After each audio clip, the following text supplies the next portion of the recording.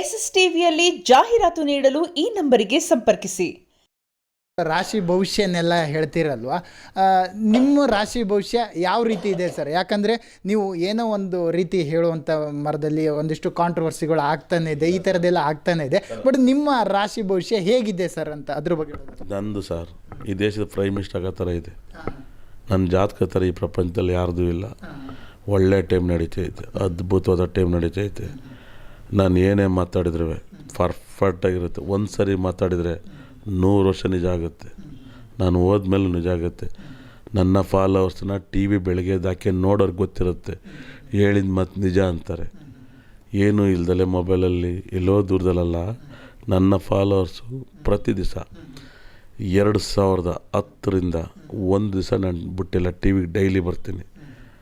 ನನಗೆ ಪಬ್ಲಿಕ್ನ ಹೆಂಗೆ ಅಂತ ನಂಗೆ ನಾಡಿ ಮಿಡಿತ ಗೊತ್ತು, ನನ್ನ ನಾಡಿ ಮಿಡಿತ ಪಬ್ಲಿಕ್ಕಿಗೆ ಗೊತ್ತು. ನಿನ್ನೆ ಮೊನ್ನೆ ಬಂದವನಲ್ಲ, ಪ್ರತಿ ಸರ್ ರಿಪೋರ್ಟ್ ಬರೆಯೋ ವ್ಯಕ್ತಿ ನಾನು. ಅಸ್ಟ್ರಾಲಜಿ ನ್ಯೂಮರಾಲಜಿ ಕುತ್ಕೊಂಡು ಇಲ್ಲೇ ಪ್ರಪಂಚ ಏನಾಗುತ್ತೆ, ಯಾವ ಸಿನಿಮಾ ಓಡುತ್ತೆ, ಯಾವುದು ಓಡಲ್ಲ, ಏನು ಕಷ್ಟ ಆಗುತ್ತೆ, ಪ್ರಪಂಚಕ್ಕೆ ಏನು ನಷ್ಟ ಆಗುತ್ತೆ ಅಂತ ನನ್ನ ಫಾಲೋವರ್ಸ್ ಲೈವಲ್ಲಿ ಇವತ್ತು ಕೂಡ ಹೇಳ್ತಾರೆ. ಭಾಳ ವಿಶೇಷಕ್ಕೆ ಒಂದು ದೊಡ್ಡ ಕಾಯಿಲೆ ಬರುತ್ತೆ, ಊರೂರೇ ಬಾಗಿಲಾಗ್ತಾರೆ, ದೇವಸ್ಥಾನ ಬಾಗಿಲಾಗ್ತಾರೆ ಅಂತ ಆಲ್ ಓವರ್ ವರ್ಲ್ಡಲ್ಲಿ ನಾನು ಪ್ರೆಡಿಕ್ಷನ್ ಮಾಡಿದ್ದು. ನಾನು ಪ್ರತಿ ಹೊಸ ವರ್ಷ ಬಂದಾಗ ಸಿನಿಮಾನ ಕರೆಸ್ಬಿಟ್ಟು ಫಂಕ್ಷನ್ ಮಾಡ್ತಾರೆ ನೋಡಿ, ಹಂಗೆ ಎಲ್ಲ ಯೂಟ್ಯೂಬ್ ಚಾನಲ್ಲು ಫೇಸ್ಬುಕ್ ಚಾನಲ್ ಕರೆದ್ಬಿಟ್ಟು ಇವು ಒಂದು ನಂಬರ್ ಹಿಂಗೆ ಆಗುತ್ತೆ ಅಂತ ಹೇಳಬೇಕು ಅಂತ ಇದೆ. ಬೇಡ ಅಂತ ಬಿಟ್ಟಿದ್ದೀನಿ. ನಾವು ಹೇಳೋಕ್ಕೆ ಸ್ಟಾರ್ಟ್ ಆದಮೇಲೆ ಊರು ತುಂಬ ಇವಾಗ ಹೇಳತ್ತಿರೋದು ಬೇರೆ. ಯಾವಾಗಲೂ ನ್ಯೂಮರಾಜಿಗೆ ಅಸ್ಟ್ರಾಲಜಿಗೆ ಆರ್ಯವರ್ಧನ್ ಒಂಥರ ದೇವರಿದ್ದಂಗೆ. ಯಾರೇ ನ್ಯೂಮರಾಜಿ ಮಾತಾಡಿದ್ರೆ ಆರ್ಯವರ್ಧನ್ ಅವ್ರಿಗೆ ಅರ್ಚನೆ ಮಾಡ್ದಂಗೆ. ಅದಕ್ಕೇ ನಂಬರ್ ಅಂದರೆ ನಾನು ಅಂದರೆ ನಂಬರ್ಸ್ ಹೇಳ್ತೀನಿ ಅಂತ ಆಗುತ್ತೆ ಅಂತ ಹೇಳ್ತೀನೋ, ಅಭಿಮಾನಿ ದೇವ್ರಿಗೆ ಗೊತ್ತಂತ. ನಾನು ನಗ್ತಾ ಹೇಳಿದ್ರು ಕರೆಕ್ಟಾಗಿ ಹೇಳ್ತೀನಿ, ಕೋಪ್ತಾಗಿ ಹೇಳಿದ್ರು ಹೇಳ್ತೀನಿ, ಕತ್ತು ಪಕ್ಷಿ ಹೇಳಿದ್ರು ಕರೆಕ್ಟಾಗಿ ಹೇಳ್ತೀನಿ. ನನಗೆ ಇಲ್ಲೇನು ಮಾತಾಡ್ಬೇಕಂತ ಇಲ್ಲಿ ನನ್ನ ಮುಂಚೆಲ್ಲ ಲೋಡ್ ಆಗಿರುತ್ತೆ ಹೇಳಿ ಹೇಳ್ತೀನಿ. ನನ್ನ ಮಾತೆಲ್ಲ ನಿಜ ಆಗುತ್ತೆ, ನನಗಿರೋ ನಂಬಿಕೆ. ಹಾಗಾಗಿ ಒಳ್ಳೆಯದಾಗಲಿ. ಹೌದು ಸರ್, ಓಕೆ, ನಿಮ್ಮ ನಂಬಿಕೆ ವಿಚಾರವಾಗಿ ನೀವು ಹೇಳ್ತೀರಾ. ಬಟ್ ಅದನ್ನು ಕಾಂಟ್ರವರ್ಸಿಯಾಗಿ ಬದಲಾವಣೆ ಆಗುತ್ತೆ. ಬಟ್ ಅದ್ರ ಬಗ್ಗೆ ಏನು ಹೇಳ್ತೀವಿ ಅಂದರೆ, ನನಗೆ ಇವತ್ತರೆಗೂ ಯಾವುದೂ ಆಗಿಲ್ಲ. ಮನಸ್ತಾಪಗಳು ಮಾತಾಗಿರ್ಬೋದು, ಆ ಥರ ಏನೂ ಆಗಲ್ಲ. ನನಗೇನೇ ಮಾತಾಡಿದ್ರು ನನ್ನ ಜಾಗದಲ್ಲಿ ಗುರು ಶುಕ್ರ ಇದ್ದಾರೆ, ಅದು ಸಖತ್ ಮಾರ್ಕೆಟ್ ಮಾಡಿಕೊಡುತ್ತೆ, ಮಾಧ್ಯಮಕ್ಕೆ ಒಲ್ದು ಬರುತ್ತೆ. ಬುದ್ಧ ದೇಶ ಇವತ್ತು ಬಿಗ್ ಬಾಸಲ್ಲೇ ಸಖತ್ತಾಗಿ ಆ್ಯಕ್ಟಿಂಗ್ ಮಾಡ್ತೀನಿ ಕಾಣ ಅನ್ನೋದು ಫೇಮಸ್ಸು, ಅದು ಕಲಾವಿದ ಕಾಣ ಅಂತ. ಇವೆಲ್ಲ ಟೆಂಡಲ್ಲಿರೋದು ಅದೇನೆ. ಇಷ್ಟು ವರ್ಷ ಬಿಗ್ ಬಾಸ್ ನಡೆಸಿದ್ರಲ್ಲ, ಏನು ಹೇಳಿ, ಕೂಗಾಡಿರೋದು, ಕಿತ್ತಾಡೋದು ಅವೆಲ್ಲ ಮಾಮೂಲಿ. ಹ್ಯಾಪಿಯಾಗಿರೋದು, ಸಿ ಎಮ್ಗೆ ಹಾಕಿರೋದು, ಗಂಡ ಹೆಂಡತಿ ಹಾಕಿರೋದು, ಅಣ್ಣ ತಮ್ಮ ಹಾಕಿರೋದು, ಬರ್ತ್ಡೇಗೆ ಹಾಕಿರೋದು, ಲವ್ವರ್ ಎಲ್ಲ ಒಂದು ವೈರಲ್ ಆಗಿರುತ್ತೆ. ಭಾಳ ಅದು ಗಾಡ್ ಗಿಫ್ಟ್ ಏನೂ ಮಾಡೋಕ್ಕಾಗಲ್ಲ. ತುಂಬ ಚೆನ್ನಾಗಿದೆ, ಅದ್ಭುತವಾಗಿ. ನಾವೆಲ್ಲ ಈ ಸರಿ ಬಿಗ್ ಬಾಸ್ಗೆ ಹೋದರೆ ಬಿಗ್ ಬಾಸ್ ತಡ್ಕೊಳಕ್ಕಲ್ಲ, ಏನು ಹೇಳಿ, ತಡ್ಕೊಳಕ್ಕಾಗಲ್ಲ, ಅದ್ರ ಹೋಗ್ಬೇಕಾಗತ್ತೆ. ನನಗೆ ಅವಾಗೆಲ್ಲ ನಾನು ಬಿಗ್ ಬಾಸ್ ನೋಡಿರನಲ್ಲ, ಹೋಗ್ಬೇಕಾರೆ ಬಂದಮೇಲೆ ನೋಡಿಲ್ಲ. ಇವಾಗೇನಾರು ಹೋದರೆ ಎಲ್ಲನೂ ಪ್ರಶ್ನೆ ಮಾಡ್ತೀವಿ, ಬಿಗ್ ಬಾಸ್ನೇ ಪ್ರಶ್ನೆ ಮಾಡ್ತೀವಿ. ಒಳಗಡೆ ಏನಕ್ಕೆ ಅವ್ರಿಗೆ ಕೊಟ್ರಿ ಅಂತ ಕೇಳ್ತೀವಿ, ಯಾಕೆ ಅವ್ರಿಗೆ ಇದು ಮಾಡಿದ್ರಿ ಅಂತ ಕೇಳ್ತೀವಿ. ಇದು ಯಾಕೆ ಗೇಮು, ಇದೇನೋ ಮನಸ್ಸು ಬೇರೆ ಗೇಮ್ ಕೊಡ್ರಿ, ಯಾಕೆ ಇದನ್ನು ಮನಸ್ತಾಪೇಟಿ ಕೊಟ್ಟಿದ್ರೆ ಈ ಥರನೇ. ನಿಮಗೇನು ಮಾತು ಬೇಕು ತಾನೆ, ಇದು ಮಾತನ್ನೇ, ಏನು ಹೇಳಿ,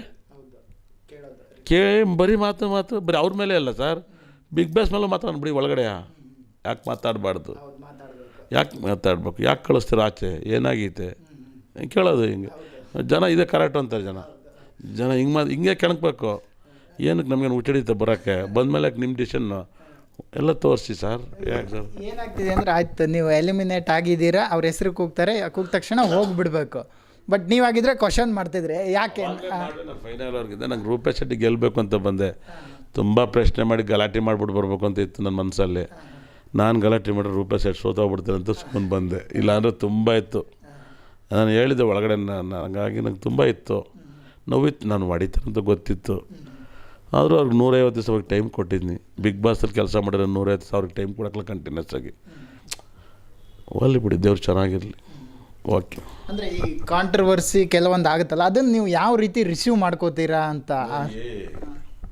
ಈ ಸ್ಥಾನಕ್ಕೆ ಬಂದಮೇಲೆ ಇವೆಲ್ಲ ನಡೀತವೆ ಸರ್, ಏನು ಹೇಳಿ, ನಡೀತವೆ. ಈ ಜಾಗಕ್ಕೆ ಬಂದರೆ ಎಲ್ಲರಿಗೂ ನಡೀತದೆ. ಬೆಳೆದ ಮೇಲೆ ಸರ್ ಅವನೇ ಶತ್ರು, ಬೇರೆಯವ್ರು ಯಾರೂ ಶತ್ರು ಆಗಲ್ಲ. ಏನು ಹೇಳಿ, ಬೇರೆಯವ್ರ ಮೇಲೆ ಶತ್ರು ಅಂತ ಹೇಳ್ಬಾರ್ದು, ಅವರೇ ಶತ್ರು. ಬೆಳೆದ ಮೇಲೆ ಅವ್ರಿಗೆ ಅವರೇ ಶತ್ರು. ಬೇರೆಯವ್ರನ್ನ ಶತ್ರು ಅಂದರೆ ಅವ್ನು ಮುಟ್ಟಾಳಾಗ್ತಾನೆ. ನಮಗೆ ನಾವೇ ಶತ್ರು ಅಂತ ತಿಳ್ಕೊಂಡು ಬದುಕಬೇಕು, ಚೆನ್ನಾಗಿ ಬದುಕ್ತೀವಿ. ಈ ಲೈನ್ ಯಾರು ಹೇಳಿರಲ್ಲ, ಏನು ಹೇಳಿ. ಹಾಗಾಗಿ ಒಳ್ಳೆಯದಾಗಲಿ. ಈಗ 2026ರಲ್ಲಿ ರಾಜಕೀಯ ಭವಿಷ್ಯದ ಬಗ್ಗೆ ಮಾತಾಡೋದಾದರೆ ಹೇಗಿದೆ ರಾಜಕೀಯ ಭವಿಷ್ಯ? ಯಾವ ಥರ ನೀವು ಕೇಳ್ತೀರ ನೀವೇ? ಇವಾಗ ನಮ್ಮ ಸಿದ್ದರಾಮಯ್ಯವರು ಏನಾದ್ರು CM ಆಗಿದ್ದಾರೆ, DK ಅವ್ರಿಗೆ ಏನಾದರೂ CM ಆಗುವಂಥ ಚಾನ್ಸ್ ಇದೆಯಾ, ಅಥವಾ ಸಿದ್ದರಾಮಯ್ಯ ಅವರೇ ಕಂಟಿನ್ಯೂ ಆಗ್ತಾರಾ, ಯಾವ ರೀತಿ ಇದೆ ಅಂತ? 50-50 ಇದೆ. DK ಆದರೂ ಒಳ್ಳೆಯದು. ಎರಡೂ 50-50 ಇದೆ. ತುಂಬ ಕಷ್ಟಪಟ್ಟಾರೆ ಸರ್, ಮನುಷ್ಯ ಭಾಳ ಕಷ್ಟಪಟ್ಟಾನೆ ಸರ್. ಆ ಥರ ನಿಷ್ಠಾವಂತ ಒಂದು ಪಕ್ಷಕ್ಕೆ ದುಡಿಯೋರನ್ನ ನಾವು ಯಾರೂ ನೋಡಿಲ್ಲ. ತಂದೆ ಕಟ್ಟಿರೋದಲ್ಲ, ಅಪ್ಪ ಕಟ್ಟಿರೋದಲ್ಲ, ಕಷ್ಟಪಟ್ಟು ಬಂದವ್ರೆ. ಪಕ್ಷಕ್ಕೋಸ್ಕರ ಎಲ್ಲ ಮಾಡಬೇಕು, ಮಾಡಿದ್ದಾರೆ. ಅದೊಂದು ಪೋಸ್ಟ್ ಕೇಳ್ತವ್ರೆ, ಒಂದು ಸರಿ ಕೇಳ್ತಾರೆ, ಅದು ಅವ್ರಿಷ್ಟ, ದೇವ್ರಿಚ್ಛೆ. ಒಳ್ಳೆಯದಾಗಲಿ DK ಶಿವಕುಮಾರ್ ಅವ್ರಿಗೆ. ಕೊನೆಯದಾಗಿ ಈಗ ನಿಧಿ ಸಿಕ್ಕುತ್ತಲ್ಲ ಸರ್, ಅದು ನಿಧಿಯಲ್ಲಿ ಒಳಗಡೆ ಸರ್ಪ ಕಾವಲು ಇರುತ್ತೆ ಅನ್ನುವಂಥದ್ದು ಹಿಂದಿಂದ ಹೇಳ್ತಾನೆ ಇದ್ದಾರೆ, ಇವಾಗಲೂ ಹೇಳ್ತಾನೆ ಇದ್ದಾರೆ. ರೀಸೆಂಟಾಗಿ ನಮ್ಮ ಗದಗದಲ್ಲಿ ಚಿನ್ನ ಸಿಕ್ತು ಭೂಮಿ ಅಡಿ, ನಿಧಿ ಅಂತಲೇ ಹೇಳ್ತಿದ್ರು. ಈಗ ನಾನು ಕೇಳೋದೇನೆಂದರೆ, ಸರ್ಪಗಾವಲು ಇರುತ್ತಾ ನಿಧಿಗೆ ಅನ್ನುವಂಥದ್ದು ವಿಚಾರ ಹೇಳೋದಾದರೆ, ಯಾಕಂದರೆ ಎಲ್ಲರೂ ಕೂಡ ಅದೇ ಹೇಳ್ತಾರೆ. ಇದ್ರ ಬಗ್ಗೆ ನೀವೇನು ಹೇಳ್ತೀರಾ ಅಂತ?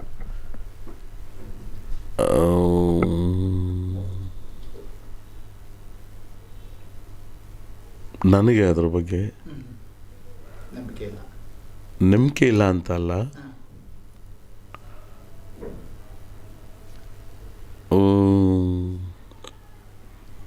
ಹಿರಿಯವ್ರು ಹೇಳೋ ಮಾತೆಲ್ಲ ಸತ್ಯ ಇರ್ತವೆ. ನಾನು ಅಷ್ಟೊಂದು ಆಳವಾಗಿ ನೋಡಿಲ್ಲ ವಿಷಯನ, ನನಗೆ ಯಾವುದು ಸಿಕ್ಕಿಲ್ಲ. ಏನು ಹೇಳಿ, ಸಿಕ್ತಾಗ ಹೇಳ್ತೀನಿ. Okay, super sir. ಹೊಸ ವರ್ಷ ನಡೀತಾ ಇದೆ, ನಿಮ್ಮ ಫ್ಯಾನ್ಸ್ಗಾಗಿರ್ಬೋದು, ಫಾಲೋವರ್ಸ್ಗಾಗಿರ್ಬೋದು, ಕೊನೆಯದಾಗಿ ಏನಾದ್ರು ಹೇಳೋದಾದರೆ ಆರ್ಯವರ್ಧನ್ ಅವರು ಏನು ಹೇಳ್ತೀರಾ ಅನ್ನೋಂಥದ್ದು? ದೇವರು ಎಲ್ಲರಿಗೂ ಕೂಡ ಸಕಲ ಸಂಪತ್ತು ಐಶ್ವರ್ಯ ಕೊಟ್ಟು ನಿಮ್ಮ ಮನೆ ಉದ್ಧಾರ ಮಾಡಲಿ ಅಂಥೇಳಿ 9 ನವಗ್ರಹಗಳು, 12 ರಾಶಿ, 27 ನಕ್ಷತ್ರ, ಸಕಲ ಸಂಪತ್ತು ಐಶ್ವರ್ಯ ಕೊಡಲಿ ಅಂಥೇಳಿ SS TV ತುಂಬ ಚೆನ್ನಾಗಾಗಲಿ ಅಂಥೇಳಿ ಎಲ್ಲರೂ ಜಿಂಗಲಕ ಹೊಸ ವರ್ಷ ಹ್ಯಾಪಿಯಾಗಿರಿ, ಒಳ್ಳೆಯದಾಗಲಿ.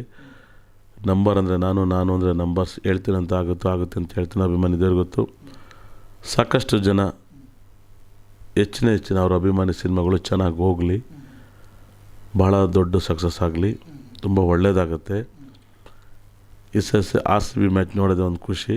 ಎಲ್ಲರೂ ಮ್ಯಾಚ್ ನೋಡೋಣ, ಒಳ್ಳೆಯದಾಗಲಿ ಸರ್. ಎಲ್ಲನೂ ಹೇಳಿದ್ರಿ, ಅಂದರೆ ಇದ್ರ ಬಗ್ಗೆ ನಿಮಗೆ ಏನು ಅನಿಸುತ್ತೆ ಅದನ್ನು ಹೇಳ್ಬೋದು. ಈ ಚಿತ್ರರಂಗ ಭವಿಷ್ಯ ಹೇಗೆ ನಡ್ಕೊಂಡು ಹೋಗುತ್ತೆ ಈ ಬಾರಿ ಅಂತ?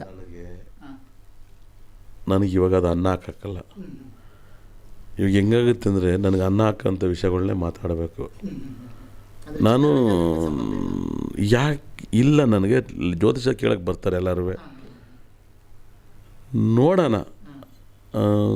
ಇವಾಗ ಅದು ಬೇಡದರ ವಿಷಯ. ಒಳ್ಳೆ ರೀತಿ ನಡ್ಕೊಂಡು ಹೋಗುತ್ತೆ ಅಥವಾ ಏನು?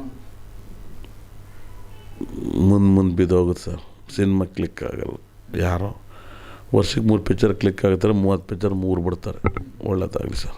ಅಂದರೆ ಅದು ಚಿತ್ರರಂಗದಲ್ಲೂ ಒಂದು ಸ್ವಲ್ಪ ಈ ವರ್ಷ ಎಂಥ ಸೂಪರ್ ಡೂಪರ್ ಹಿಟ್ ಯಾವ ಅದ್ಭುತ ಒಂದು ಎಲ್ಲ ಸಿನಿಮಾನು ಆಗಿಲ್ವಲ್ಲ ಪಾಪ. ಒಂದು 3-4 ಆಗ್ತಾವೆ ವರ್ಷಕ್ಕೆ, ಸಹಜ ಅದು. ಒಳ್ಳೆದಾಗಲಿದ್ದೇನು. ಈ ವರ್ಷದ ಕಾಂತಾರ, ಸುಪ್ರಭು, ಬೆರಳೆಣಿಕೆ ಅಷ್ಟೇ ಆಗಿತ್ತು.